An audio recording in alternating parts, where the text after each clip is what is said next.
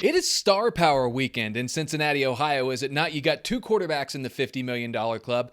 You've got two of the top 3 or 4 receiving duos in the entire league, including quite possibly the best wide receiver on the entire planet, in the entire known universe.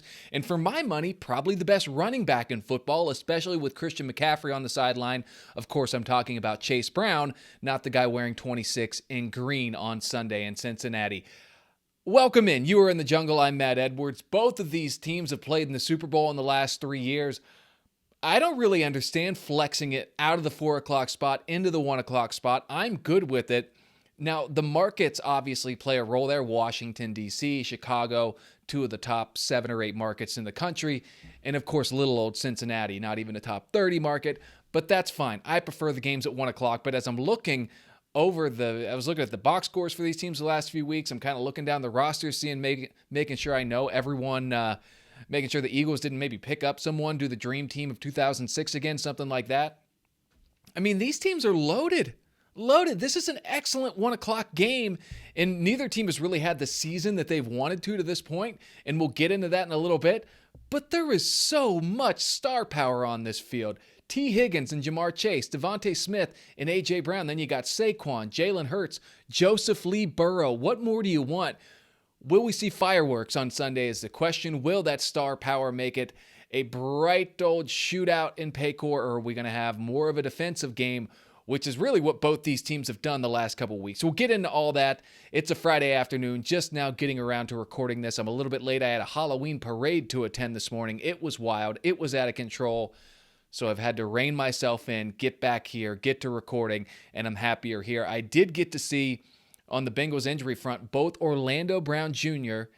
and Geno Atkins, I was just reading about Geno Atkins, Geno Stone are practicing today. So Geno Stone goes out the field in an air cast last Sunday. You think, man, maybe his season's over. 5 days later, he's back at it. The Bengals finally get a break on the injury front in those regards, so it looks like they'll be at full capacity on Sunday. Good to hear. So, Bengals, Eagles. Bengals now at 3-4. Eagles at 4-2, despite that, similar seasons. This is going to be the measuring stick so far, in my opinion, for the Bengals. Sitting there at 3-4, this is finally a team where you say, yeah, they're a good team. Yeah, they have a very good shot at making the playoffs, but this is the kind of team that at home you don't lose to in mid-October. If you lose a bad game at home like you did in week 1, that's one thing. You don't lose these type of games to these types of teams in October if you are what we think the Cincinnati Bengals could be. This is the measuring stick of the season so far. This is the test that defense needs, right? After giving up 41 to Baltimore, yeah, they played really good games back-to-back. They play the Giants and the Browns. They both stink on offense. So this is kind of now they're not playing Lamar this week. They're not playing Jaden Daniels this week. They're not playing one of the top 2 offenses, but this is a very competent and capable offense led by Jalen Hurts and company with the Philadelphia Eagles. So top 5 running back, top 5 receiving duo. This is the measuring stick that we need to see out of this team in Cincinnati. What can you do at home against a team that's probably in that same tier you are right now? Not in that elite tier, maybe not, kind of on the fence between tier 2 and tier 3, and that's what we're going to see. No wiggle room. No way you can lose this one at home if people are going to take you seriously. The Bengals are making that ascension a little bit, right? They're kind of coming out here and making people maybe believe again. Drop this one, that all goes away. You can't let that happen. They're in similar spots, the records being the big difference.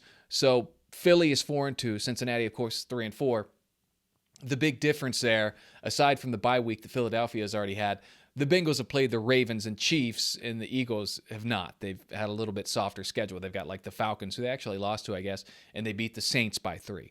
So if you look, I'm looking through all this stuff. These two teams are having very similar years on the field. The record, which of course means everything, does look a little different, but this is they're both kind of in a spot where things should be going better than they are. If you look at the Eagles' schedule, again, 4-2 in Cincinnati, you say, well, that sounds good. They've got like one signature win. They beat the Packers in Brazil in week 1. Other than that, kind of same thing, like bad wins. There's no such thing as a bad win, but not wins that are blowing anyone's mind. They beat the Saints, the Browns, and the Giants. nothing too impressive. And you say the same thing about the Bengals. You've got wins against the Panthers, the Giants, and the Browns. So the opponents the last couple of weeks have been the same. The Bengals played the Giants and the Browns. The Eagles played the Browns and the Giants. So it's an easy week to kind of compare these two because we've seen, in addition to what we already know, we've seen them play the same two teams the last 2 weeks. And we'll get into that here in a little bit. But I think the Bengals win this game. I think they're I don't know about a much better team. I don't know that anyone's a much better team in the NFL outside of like team 1 versus team 32 or 31, whatever. But there's a way for the Bengals to win, and it's similar to how they've been winning. You shut down the run game. I know it's simple. I know it's not, in-depth stuff. You tackle Saquon Barkley. You keep Saquon Barkley off the field. You win the game, right? Look at what the Bengals have done to other elite running backs this year. Saquon, by the way, kind of, when he was in New York, he was hurt a lot. That team stunk so bad you could load the box up on him. I mentioned the receivers these guys have, Devontae Smith and A.J. Brown on top of Jalen Hurts. A little more for defenses to deal with, so Saquon opens things up. I mean, the guy's an animal. He's an absolute beast. For my money, I'd take him right up there with Christian McCaffrey as the best in the NFL, and of course, Derrick Henry. Listen to this. Saquon Barkley, third in the league in yards this season, behind only Jordan Mason and Derrick Henry. He's averaging 6.1 yards per carry. 6 yards a pop. Derrick Henry, the only running back, averaging more yards than that with at least 75 carries. So, again, another big test for the Bengals. The good thing is, since that week 1 game that I keep saying I'm going to quit talking about, since then, the Bengals have been awesome against the run game. Last week, you had the Browns, right? The big storyline was Nick Chubb's coming back. Look out for Nick Chubb and what he's going to do. Well, the Browns had one long run from Dorian Thompson-Robinson, their backup quarterback, in garbage time, a 34-yard run. Take that away, Cleveland had 43 rush yards on 20 carries, 2 yards a carry. Bengals got good against the run. It's working out. Nick Chubb last week had 11 carries for 22 yards. Not holding that against him. He's coming off a major injury, whatever. But after week 1, that was a real concern for the Bengals. They're cleaning it up. More evidence. A few weeks ago, Derrick Henry, he had that 51-yarder in OT that was the death blow to the Bengals, but at that time we had all given up, including Zach Taylor seemingly. Prior to that 51-yarder in overtime, in regulation, Derrick Henry had 41 yards on 14 carries. The Bengals, again, I mean, you could make the argument that in the last month, they're playing 3 of the top 4 running backs in the league. And Derrick Henry, Saquon Barkley, and Nick Chubb. I mean, I think those guys are easily top 5, right? Like, you could totally make that argument. And then the Giants the week before, their running backs had 20 carries for 63 yards. Daniel Jones had a few scrambles. But again, when it comes to stopping the running backs, which is what the Bengals need to do, and it's worked to success, I mean, you've seen what's happened the last couple weeks. They're doing just fine. We'll learn a lot about the defense this week. We've continued to learn more and more about the defense. The difference, of course, is with the Giants, Daniel Jones, meh. With the Browns and all 3 of their quarterbacks, meh. Little different story with Jalen Hurts. Is he Lamar Jackson? No, but he's certainly better than Deshaun Watson, the other 2 quarterbacks in Cleveland, and Daniel Jones. So again, measuring stick game. We finally get one where it's not a, toilet of a team like the Giants and Browns. It's not a team that's running on jet fuel right now like the Ravens or Commanders. It's just a better than average football team coming into Cincinnati. Can you do what you're supposed to do and beat the teams that are kind of right there with you, but you're at home, you need the win, can you do it? Now in the standings, this is maybe their least important remaining game of the year, this in Dallas, because the NFC games don't count nearly as much in the AFC as the AFC games when it comes to the wild card and all that. But I think from a confidence perspective, if you win 2 in a row on the road, if you beat up on the bad teams, you've got to win this one. The Bengals have to go out there, prove to the fans, to themselves more importantly, that start you saw, that was not us. We can still come home and beat a team that is pretty good. 4-2 Eagles. I don't think they're going to, they might win the division. Who knows with Jaden Daniels with the rib injury, and it's still Washington. It's still a team that no one in a franchise that no one would be surprised to see collapse. I know it's a new owner now, and Dan Snyder and his idiocy are out the door, but until proven otherwise, they're still the Washington Commanders to me, and that's a team that if they blow it, I'll say, well, of course they blew it. They're the Commanders. Eagles, on the other hand, been pretty consistent. Yeah, they have a head coach who was yelling at fans on the sideline. Yeah, they've had some drama here and there. But they've been to multiple Super Bowls this century. 3 of them, I think. They won a Super Bowl with Nick Foles. All right? So this is no longer, this is a team that could still win their division. This is a team very in the thick of it for the division, actually. And this is a team that if you had to put money on it, you'd say they will be in the playoffs. So this is a big game for the Bengals. Make no doubt about it. I know in the standings, it's an NFC team. If you could pick a game to lose for the rest of the year, this is one of the two. If you, for whatever reason, were given by the football gods the rights to give that Bengals one loss this year, it's this one or Dallas because they don't count as much. But I think from a confidence perspective, from a prove it, gotta have it perspective, you gotta win this game. You gotta get to 500. And I think that's how they do it. Take care of Saquon. You take Saquon out of the game. And I know they've got the receiving duo. I'm telling you, I didn't sell my Cam Taylor-Britt stock. I'm holding on that. I didn't buy more of it. But Geno Stone, mention he's back in there. He's looked so much better the last couple weeks. The first month, he looked a little stiff. He looked slow, and it's not that he's slow. He was overthinking it, not using the athletic ability that has gotten him to be a starting safety in the NFL. And now that he's comfortable, now that he's found his groove, things are working out. And that makes a big difference, man. Big difference. Got the defensive line back. I'm telling you, this right here is the game where we learn what the Bengals are. I truly believe that. And that's all we need to see on that defensive side of the ball. Because the offense, as I said last week after the game, yeah, they only put up 14 points. It was 21-14, but 7 of those came on a kickoff return.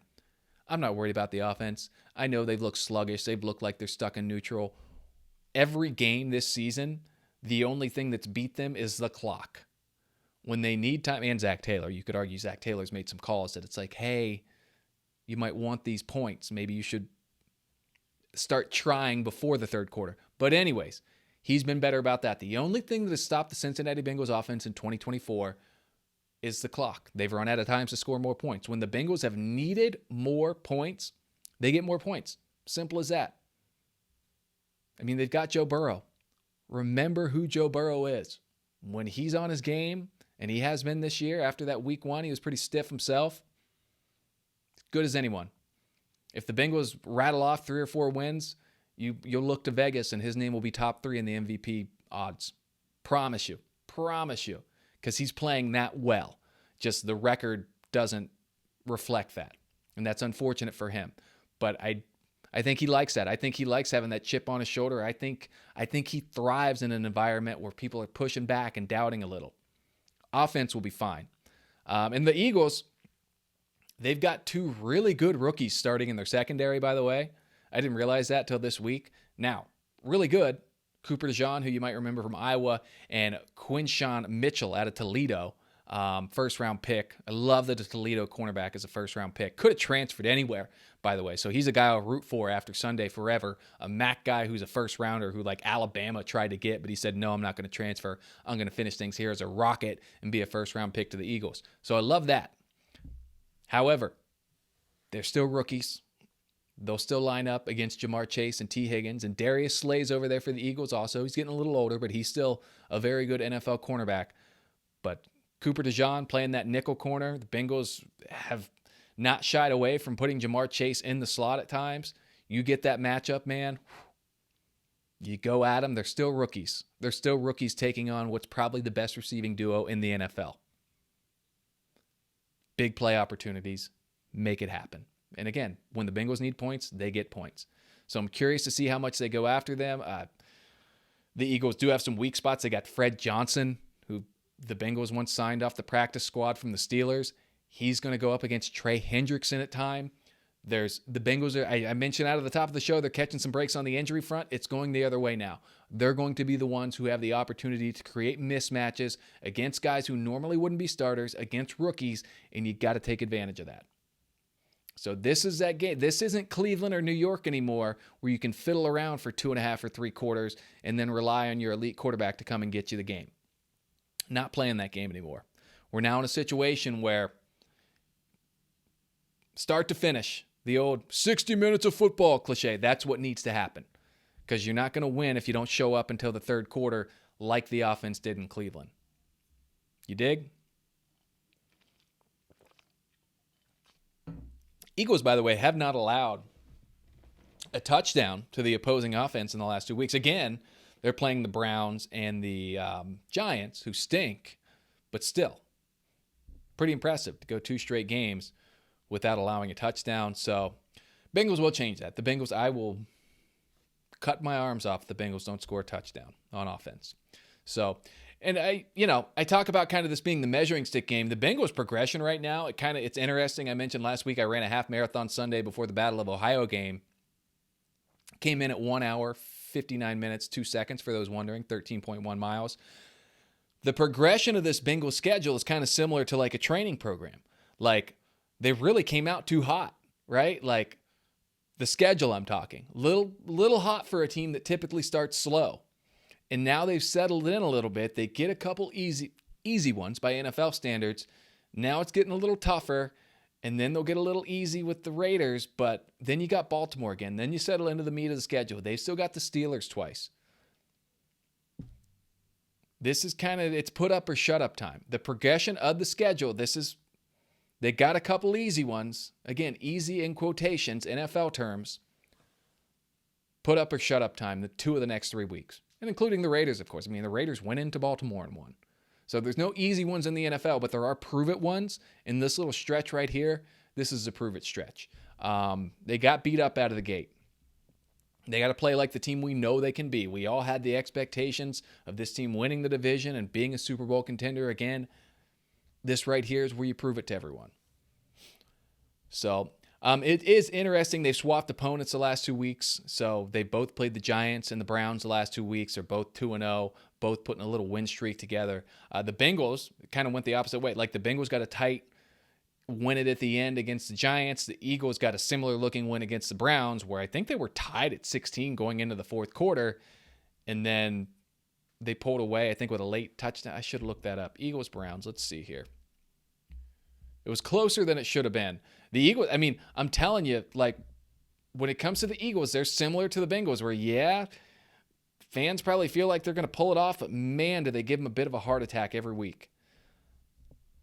Of course, I can't find that. So the Eagles beat the Browns in Philadelphia 20-16.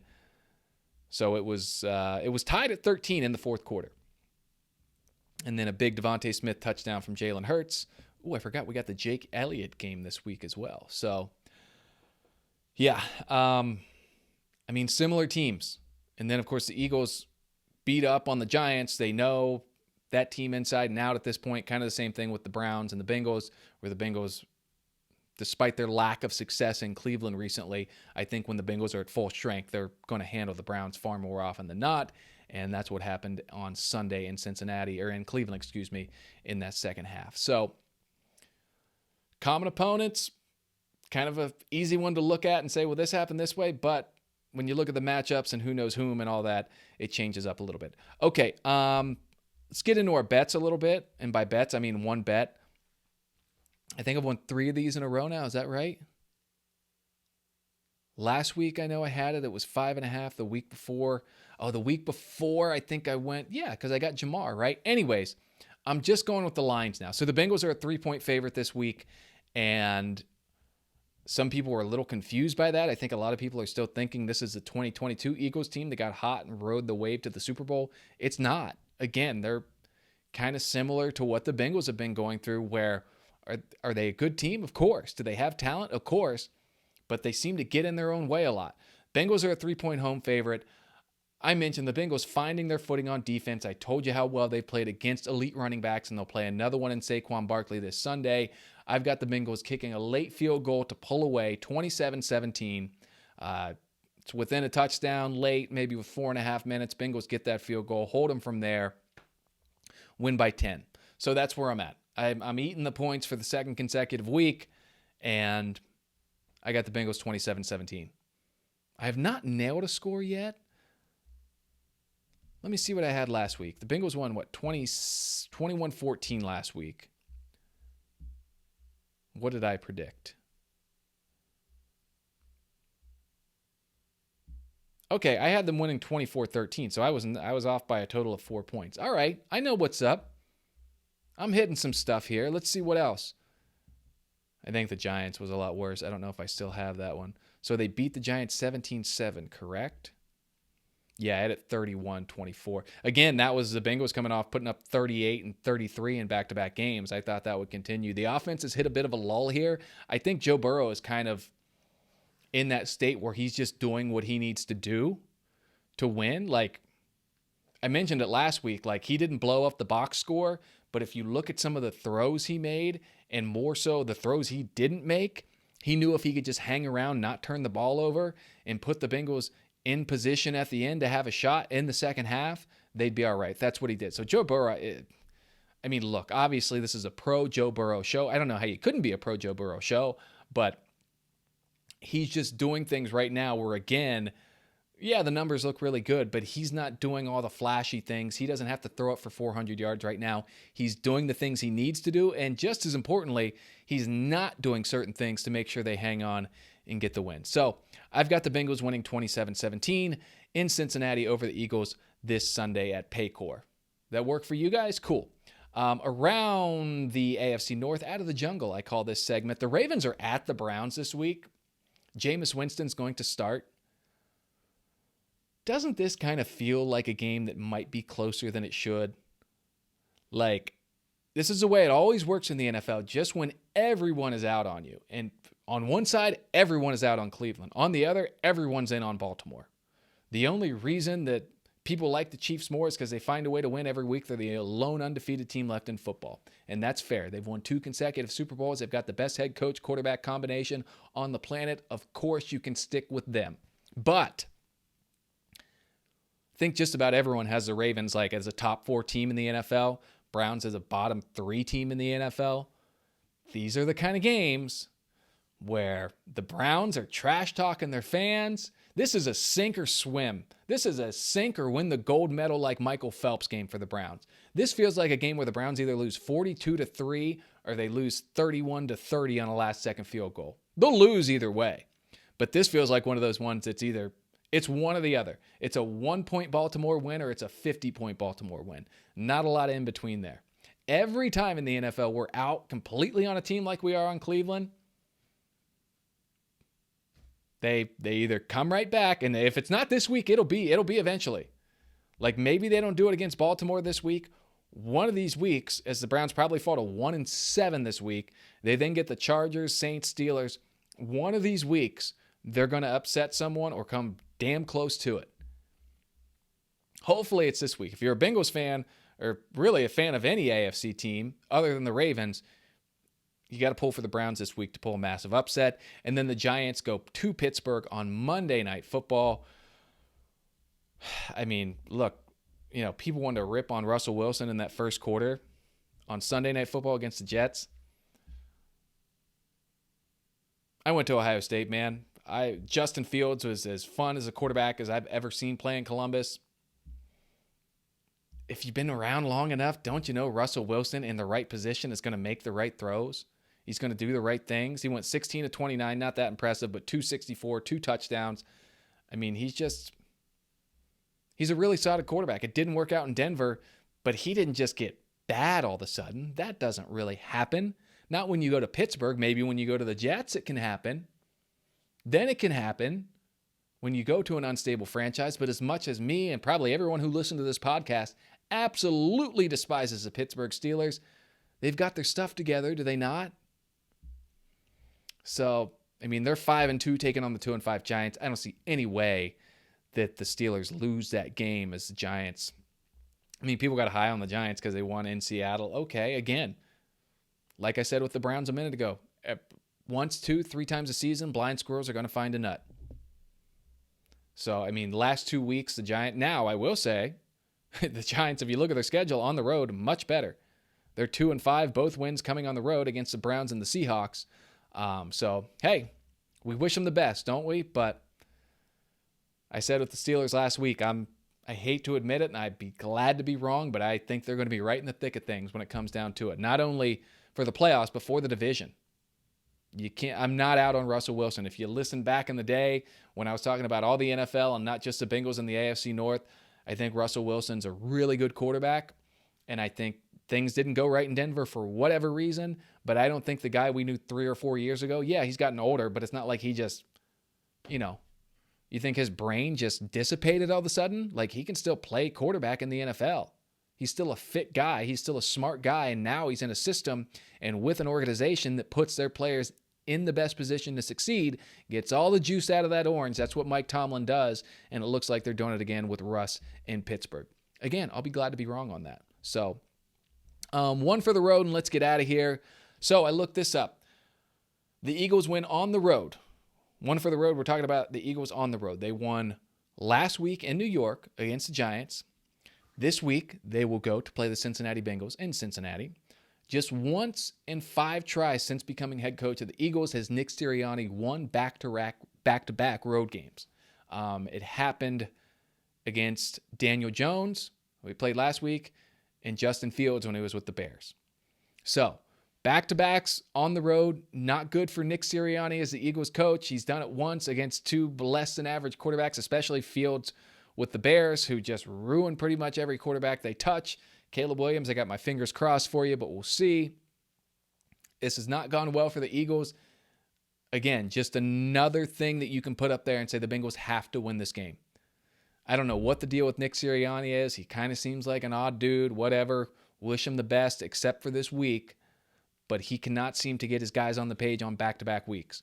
When they go back-to-back on the road, it does not go well for them. Just once in 5 tries have they won back-to-back games on the road, and it happened against the Giants and the Bears, and that was the year the Bears had 3 wins. So, Bengals got to get it done this week. I've got them at 27-17, winning the game. Just really tackle Saquon Barkley and things work out, right?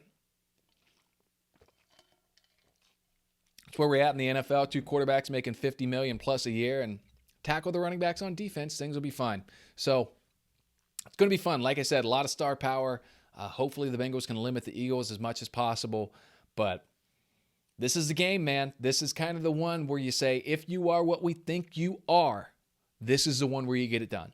So the Bengals get that opportunity on Sunday, get back to 500. Wouldn't that be nice to be 4-4, put a 3-game win streak together with the Raiders coming to town, and then you got a chance to get back above 500 before, or you would be, if you beat Oakland as well, or Las Vegas, wherever they reside at this current moment in time, and then you go to Baltimore. So don't want to get too far ahead, but that's what the road looks like. It would be awesome to go to Baltimore with a winning record on a Thursday night and kind of get some redemption, because that was a terrible game last year when the Bengals went to Baltimore on Thursday night.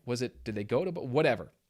That was the last we saw Joe Burrow at the Thursday night game against Baltimore last year. But we're onward and upward. The Bengals getting after it this Sunday at Paycor, measuring stick game. We'll talk about it on Sunday evening. You can come back here and listen to In the Jungle with me. My name is Matt Edwards. If you didn't know me, now you do. I appreciate you tuning in. If you like the show, give it a rating on Spotify. If you don't, I do not know why you're still listening.